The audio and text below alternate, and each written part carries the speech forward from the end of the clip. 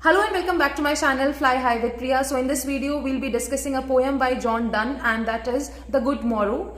Just like the sun rising, it is also a love poem, and in this the poet has described that how the love reaches maturity and how the lovers feel when they achieve that maturity.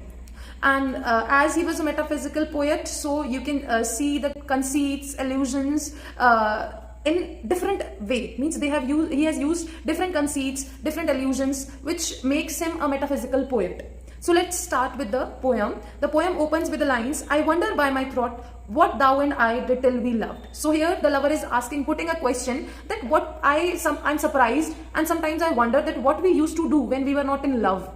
Were we not weaned till then, but sucked on country pleasures childishly? So he's asking the questions that perhaps when we were not in love, we were busy in childish pleasures. We were sucking here and there. So on minute things we were loving. Or snorted we in the seven sleepers den? And he says that maybe we were sleeping just like seven sleepers in the den or in the cave. It was so. He's saying that it might be possible, but this all pleasures fancy be. But he says that after falling in love, all those pleasures, are looking very small. They were just fancies. The most important pleasure is love. The most precious pleasure is love here. If ever any beauty I did see, which I desired and got.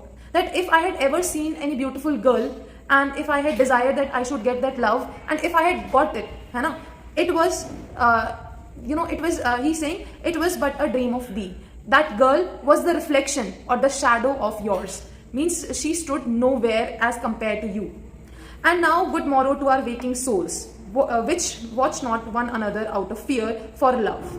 So now he's saying that after with the time we have evolved and we have matured. In first paragraph he's saying that when we were not in love, or you can say when our love was fresh, so that was physical love. But now in the second stanza there is shift, and he's talking about the love between the souls. So he's saying that as we have gained maturity, as our souls have awakened, so let's say good morrow, good morning to that. Let's greet that greet this love, which watch not one another out of fear. And now that this love is the love of souls, and our souls do not look at each other with fear. Out of fear we are not looking at each other. Our souls are not looking at each other out of fear or out of suspicion, but it is looking, both the souls are looking at each other out of love.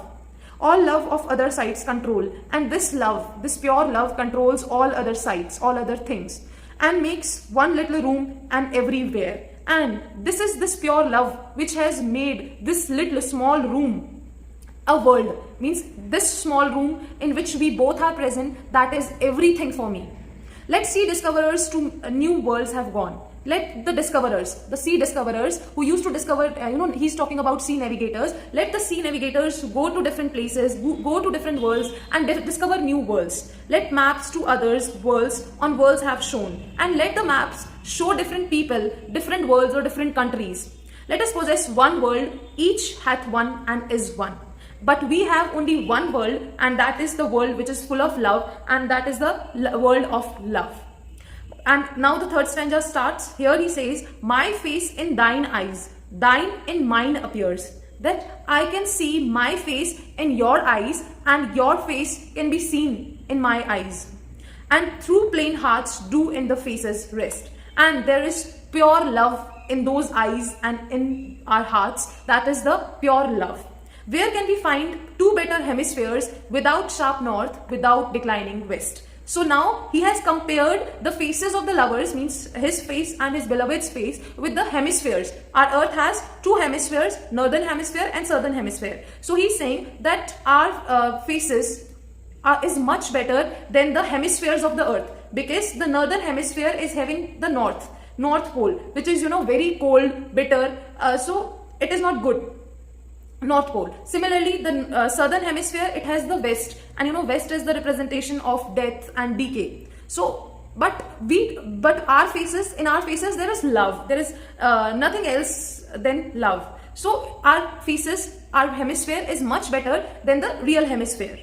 Whatever dies was not mixed equally. Here the lover says that it is believed The scientists say that if a thing is not made properly, the constituents are not mixed in equal proportions, then with the time it decays and finally it dies. If our two loves be one, or thou and I love so alike.